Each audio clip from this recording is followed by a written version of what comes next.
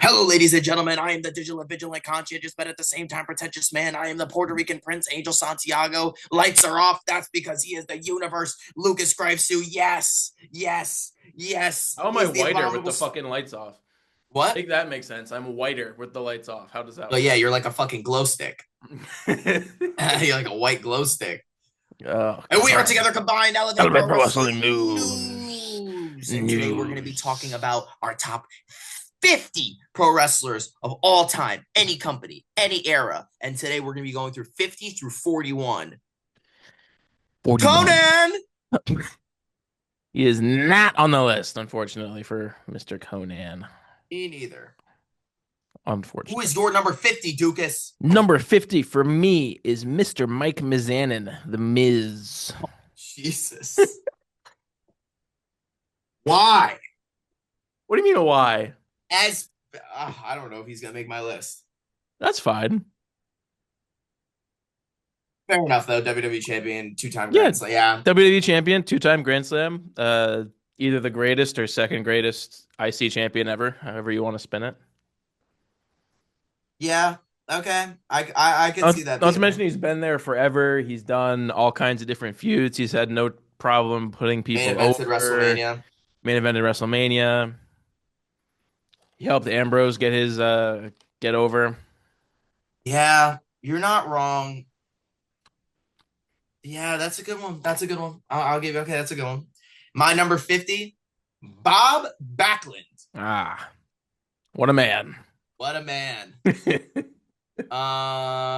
Probably why WWE fell off for a little bit of a period, like when they were transitioning from being WWF to WWF. Mhm. He was a really because he was a big reason why, and I will mention this name later, but Superstar Billy Graham. He's a big reason why Superstar Billy Graham did not get more over than he did in this era. However, I don't think Bob Backlund was a great in-ring wrestler, but I do think he's very significant to the industry, and he's very a significant transitional period between Bruno and Hulk. So I think that's why I would put Bob here. Well, unfortunately for Mr. Bob, you are alone in that endeavor. Mr. Backlund is not making an appearance on my list, I wonder if unfortunately. we're gonna have any of the same people in this range. We might. We We might. might. All right, who's your 49? Number 49 for me is Gunther. Jesus, wow, another modern name. I feel of the modern stars of people who are like who haven't really been around since like 20 what 05 or whatever in TNA or whatever. Yeah. Gunther is definitely a tier or two above everyone else in the newer modern character in wrestlers. Oh, I agree. And to be honest with you, if you go back to all the stuff he used to do, like he is the singular reason why British and European wrestling is the way it is today. Like Yes. why that those companies were able to build themselves because they all literally did the same gimmick. We're gonna have Gunther come in, we're gonna have him hold the belt for 2 years, and then he's gonna drop it to whoever we want to be our next star. He Hmm. did it in OTT, he did it in Progress, he did it in Rev Pro, like he's done it everywhere. Hmm. Rev Pro less, but yeah, I Right. I think that European wrestling wouldn't be the same today without him. Um, I almost want to put him in a category of like I want to see when he retires how far he makes it up the list. Yeah. Like for an example, if he's the one who retires John Cena, dude, he's leveling up. Yeah. So again, I think there's a real possibility he's one of the main events Mania this year. Yeah, very well could be. Very well could be. So he could be a Royal Rumble winner. So yeah, I think that there's a lot of room for him to move on this list. He's not personally on mine, but he's like in a But he's hovering around like the just off the list yeah, category. he's hovering around just off the on the list. He could be like I think by the time he retires, he's gonna be top 30. Yeah, I agree. But I we'll think see how that by the time he goes. retires, he'll be in like the Kurt Angle groups of people and that kind of Yeah, thing. yeah, yeah, definitely. Okay. Well, let's get Who's over your with 49? the Great Sasuke. The Great Sasuke. And thank you for the roses again, Secret Infinity Neon. My man. My man. Do you like the Great Sasuke? God knows I love the Great Sasuke. Yeah, Sasuke was big in Japan. Big name, still wrestles sometimes. Created a lot of moves. Embodied what I think a junior heavyweight should be in a New Japan division, and culturally significant to Japanese wrestling enough where I would say that, again, he wasn't one of the heavyweight stars, but he was always a star. And I think that he crossed over well when he came to, I think he went WCW. I don't think he ever wrestled in WWF. I have no idea. But yeah, so the Great Sasuke. Yeah. Good wrestler. Great wrestler. Number 48 for me, myself, and I is not have the same. I know we're not gonna have the same here. Oh, probably not. My number 48 is Jushin Thunder Liger, or I think he's Liger. Probably gonna be higher on my list. To be completely honest with you, he's gonna be higher on my list. But yeah, interchangeable in this position. Nonetheless. But yeah, Jushin, incredible in-ring talent. He was around forever. He was influential to take your pick of however many, both Mexican and non-Mexican wrestlers. Yeah, and then he was able to transfer. I think it's funny because it was like he had obviously his renaissance in Japan, and then he came over to America for WCW for a while and became a name. Yep. I just think it's funny. Then he had this really funny independent run for a while in America from like 2010 to 2017-ish. Mm-hmm. And honestly, he's one of the rare guys who has not forced his old ass back into a ring. Yeah, he called it quits. He said, I'm good. The retirement match was fucking great. Him and Suzuki. That whole feud was fucking amazing. Mm-hmm. And yeah, I could safely say what an amazing wrestler Jushin Thunder Liger. Good pick. Good fucking pick. The only reason he's not higher on my list is because he was never really a top guy in American wrestling anyway. Yeah, fair enough. I agree with that. And he was never, it was necessarily like a Tanahashi or an Okada where he was like fucking huge mega superstar in Japan. Definitely. No, I'm with you on that. But he's also like a big super he was a big junior heavyweight star in New Japan. So like I think that's your Great Sasuke pick right here. Yeah. For this tier of the list. Mm-hmm. My number 48, Ricky Choshu. I don't know who that is, so yeah. A big wrestler in Japan. He was, I think, in that transitional period between when New Japan needed guys. He was that guy. He also is a reason why we have a lot of people today in Japanese wrestling the way that they are. Like, he was a big trainer. I also think it's funny, too, because he was not 100% Japanese. He was also South Korean. I'm actually looking at his stuff right now. Just like, say his name again for me. Ricky Choshu. How do you spell Choshu? CHOCA. Oh, no. CHOSHU. It's an interesting.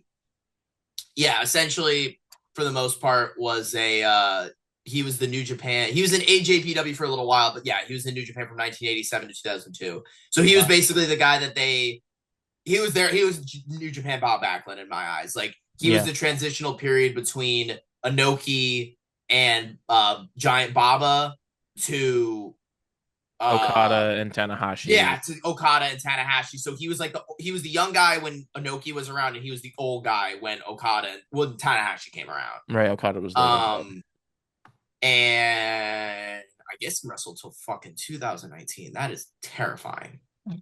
Actually, that is woo. Wow. Yeah, he retired in 2019. Well, yeah, that's my guy though. Yeah. Just because he was obviously, I mean, former New Japan champion as well. He also kind of brought in more of like Vader was the biggest heel in New Japan history because he knew how to be a heel because he came from America. Choshu was the first Japanese guy who was like, I'm going to embody what a heel is rather than just wrestling, which I thought was cool. So yeah, I think he brought, if I were actually to classify him in American terms, he's the Gorgeous George of New Japan wrestling. So yeah, that's my pick. Yeah. You're big on the transitional guys in this tier of the. This is like all the guys that I think deserve the list because they embodied, like, they brought in a new era of people, but like I can't put you all above 40. Right. So that's a valid point. That's a valid point. Number 47 on my list is another modern name. It's Mr. Kevin Owens is number 47 on my list. Why do you put him here?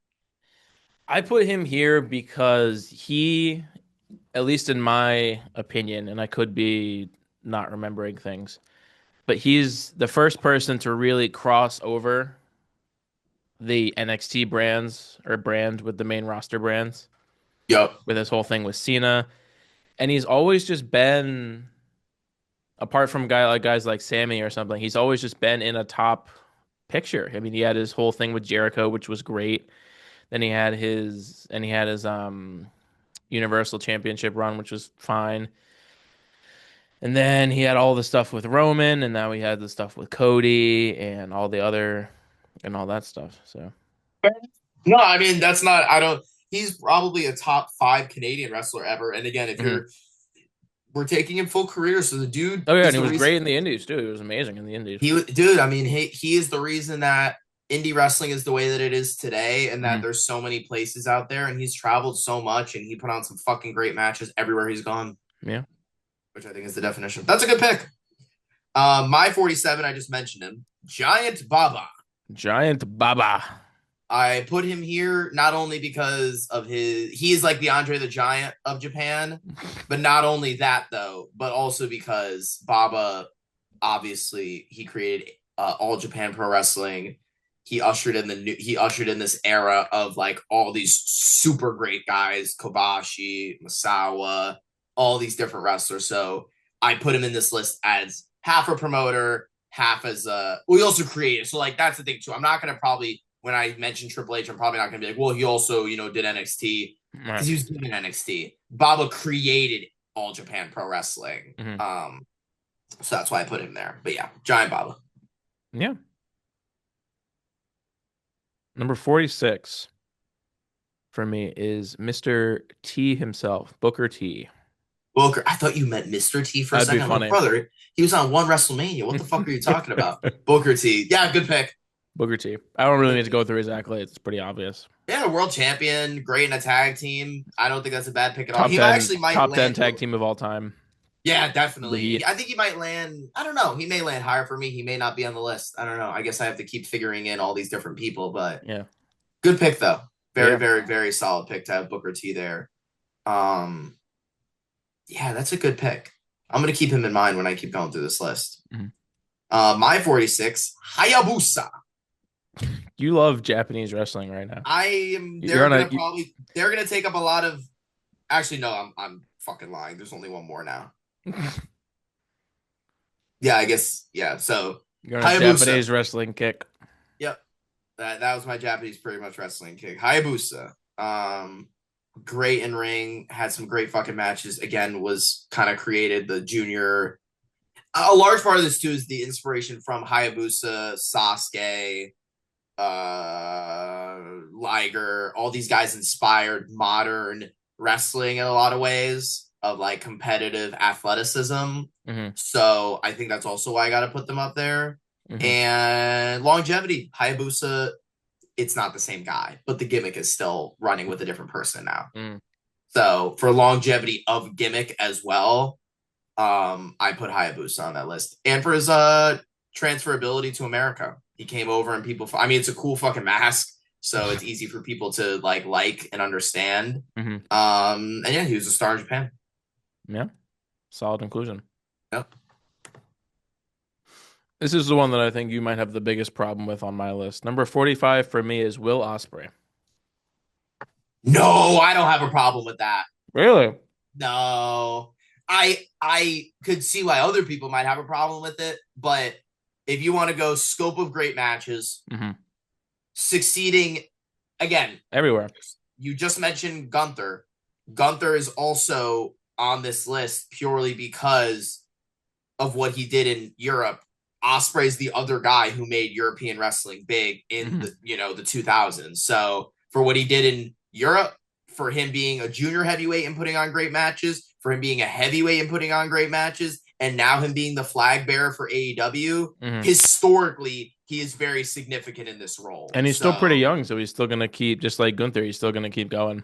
Yep. Actually, now that you keep mentioning these guys, I'm gonna put them uh in my in my like they can't be ranked yet list. Mm-hmm. But yeah, I'm gonna start that. Good pick though. Yeah. Good pick though. For all the championships that he's had, for all the companies that he's carried, Rev Pro, Progress, helped out OTT for a little while, New Japan, um, yeah, and then we and Ring of Honor, honestly, too, because he came over and helped stuff in the Americas PWG, Mm. and then him transferring now to being a full-time AEW star. I hope that his career isn't like I know he's getting like significant surgery, so it's like debatable how like again, you don't know how he's gonna look when he comes back, but I hope that it's Mm. within the same aspect he was doing before. Yeah, I agree completely. My number 45, Killer Kowalski. Um Oh God.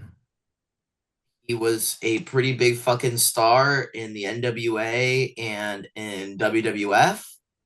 I'm looking right now because I want to see, did he ever win?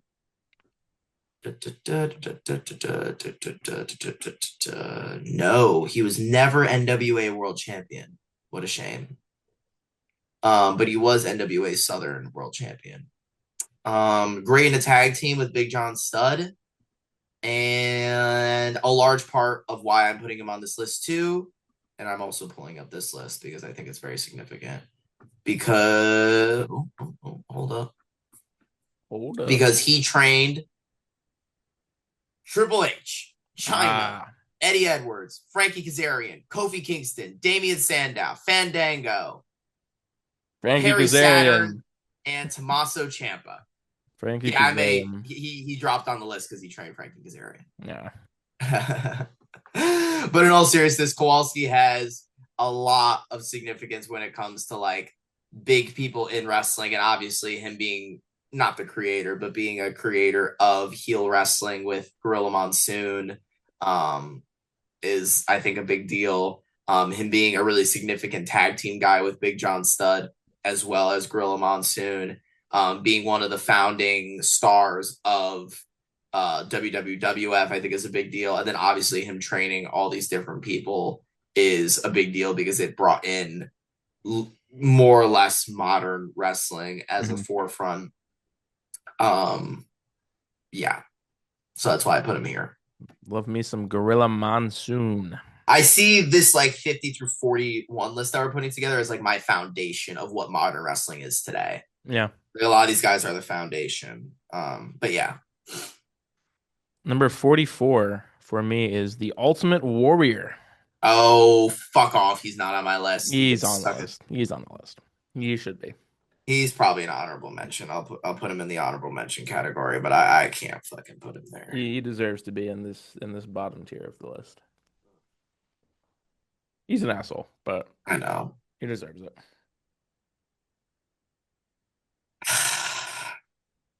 He might make my 51 position. Like literally as my honorable mention.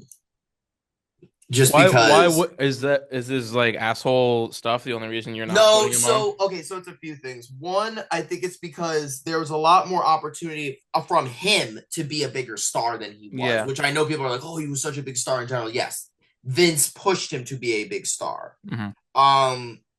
I think that he, in and of itself, there was a lot of him. Like again, the story tells itself how he was in the main event of WrestleMania with Hulk Hogan, and they get 5 minutes in, and he tells Hulk, "Let's go home." Yeah. And Hulk's like, "What?" So that's the type of shit where, like, when you're making Hulk Hogan the good guy in this instance, that's how we know that you're not great in the ring. Yeah. I think also his WCW stuff was shit, like actually awful. Like he had like, don't get me wrong, Ultimate Warrior had a run. Like he had a run of like, I think it was 5 years in WWE where he was the biggest. Like him and Mm-hmm. Hulk going back and forth, him and Randy going back and forth. But it's hard for me to put a guy in the list like this when his whole entire character is getting pushed. Mm-hmm. Um, That's fair. and when there's no like honestly, and I hate to give the other guy props, but even Goldberg for his era was more significant to the company because there was no one else pushing. You know what I mean? Like Yeah. Goldberg was the proverbial Thanos in WCW that got over Dallas Page and all these other people. Mm-hmm. I don't know if Goldberg will land on my list, to be completely honest with He's you. not landing on mine, but I don't think he'll land on mine, but the only reason Goldberg doesn't is because his modern stuff is ass. Yeah, no, Fucking and horrible. I agree with that too. And I think that both guys, I think people overhype how great they were because it was such a hot era.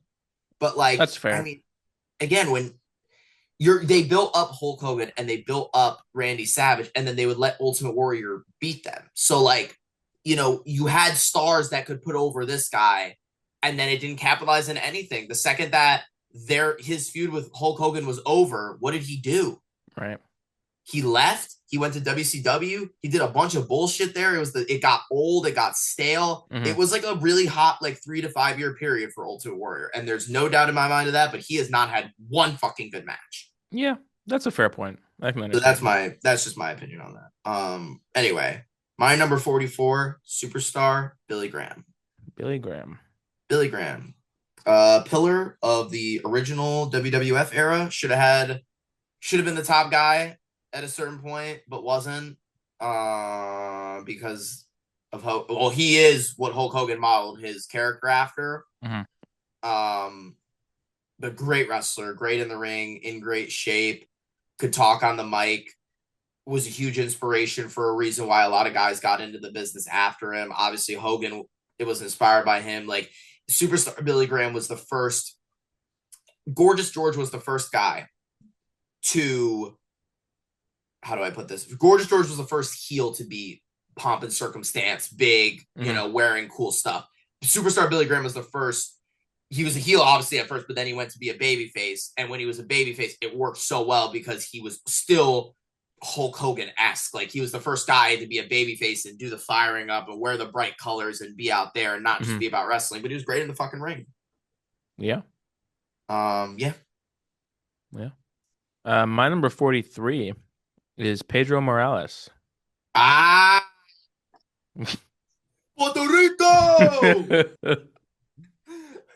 He is higher on my list, but that's but yeah, that's a fucking great pick. I'm so glad you brought up Pedro Morales.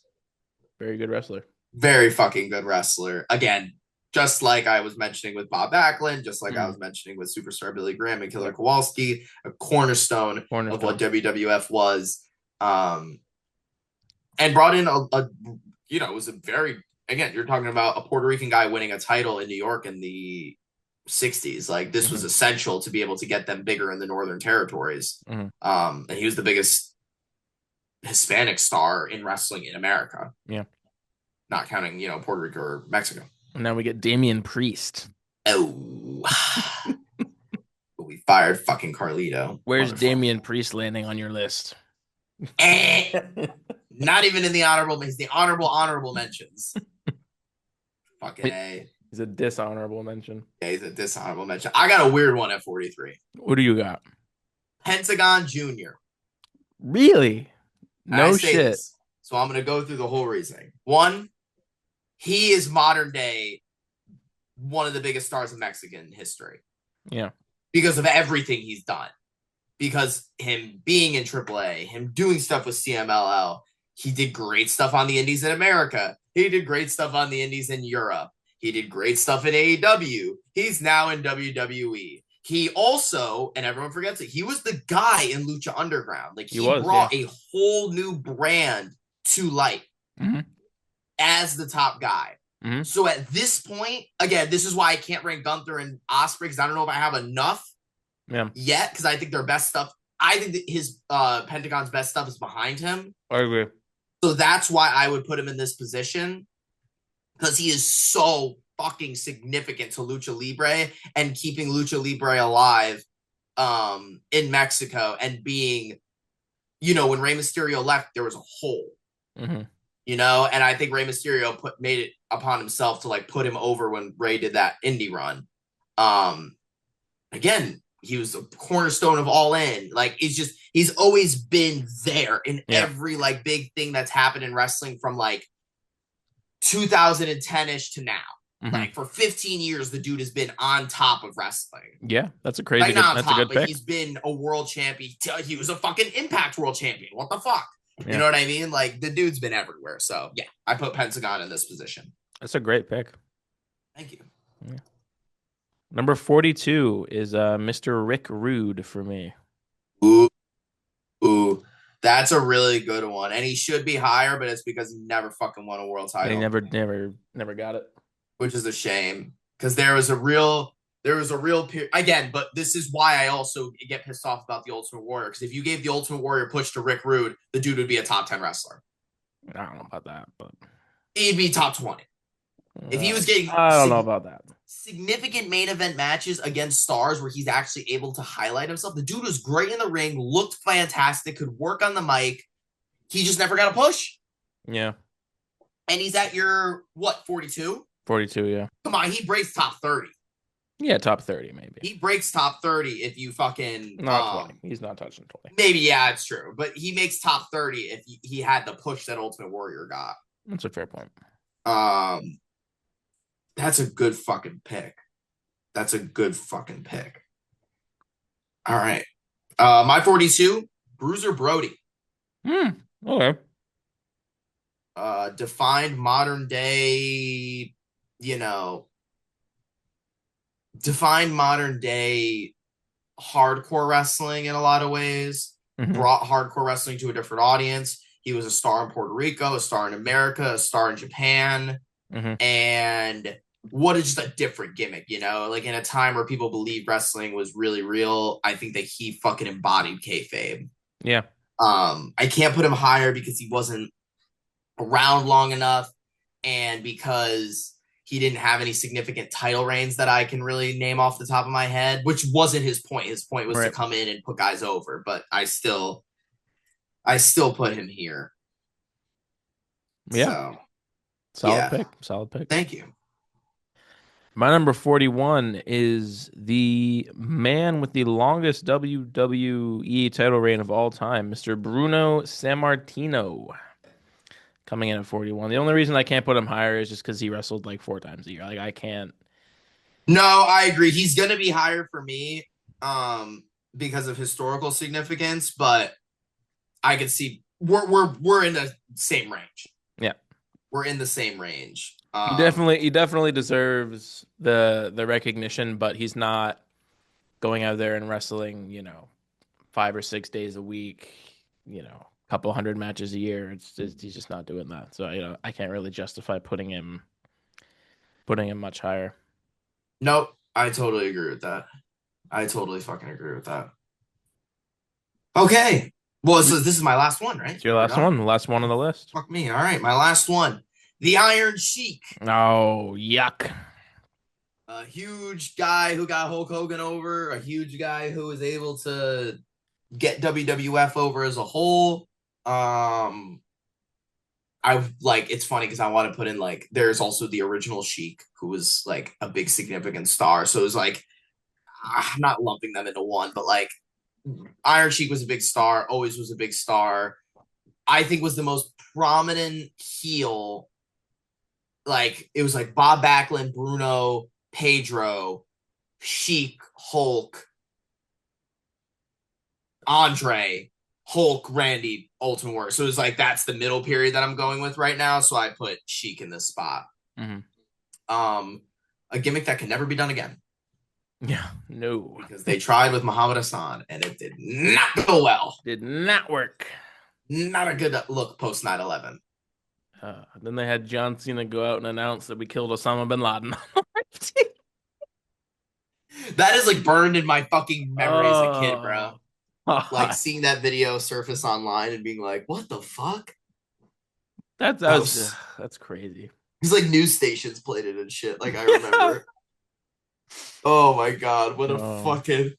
Oh my god. Well, this list has definitely made me think about a lot of things. As we were talking, I was writing down my 40 through. I haven't finished, but I've started writing down more and more people like Pedro. Now that you mentioned him, I put him there. I think a big theme of this list is that you value the older wrestling a little more than yeah. I see it as like the foundation for what modern wrestling became, so it's hard for me not to put a lot of those guys in those spots. I think when you're gonna be, I think a lot of people are gonna be more surprised when we start going through my 30 through 20 probably, because I think you're gonna see a lot of modern guys. Really? Yeah, I think you're gonna get a lot more from me on the modern side when it comes to that. At least more modern, like 90s and up. Okay, yeah. I would say from up, sure, yeah. 90s and up, and then probably some 2000s guys that are going to end up being sprinkled into there. Yeah. Because I haven't really hit like, I'm trying to think. Yeah, like I haven't hit like a lot of guys that I think were significant in the business who did more modern shit. But yeah, there you go, ladies and gentlemen. There it is, yeah. There is our list for now. We're going to do that the next episode that we become live. If you were watching on TikTok Live, thank you for watching and thank you for your donations. Secret Infinity Neon, come back next time. The next time that we do this, we will be doing this in a week's time. But also make sure you go check out the Elevate Pro Wrestling News YouTube channel where you can watch us talk about the modern wrestling news. You can watch us talk about the Backyard Wrestling Organization. Oh, yeah, the BWO, because we're marks for ourselves. And also make sure you listen to us talk about and shit on Blood and Guts, because that shit was awful. Bad. Worst match of the year, Blood and Guts. But I've been the Puerto Rican Prince Angel Santiago. This has been the Universe Lucas Crime Show, and we are combined together. Elevate Pro Wrestling News. No. He knows that they are aware of him. I need to know that from you. I think yeah. A big slam of some sort happened there.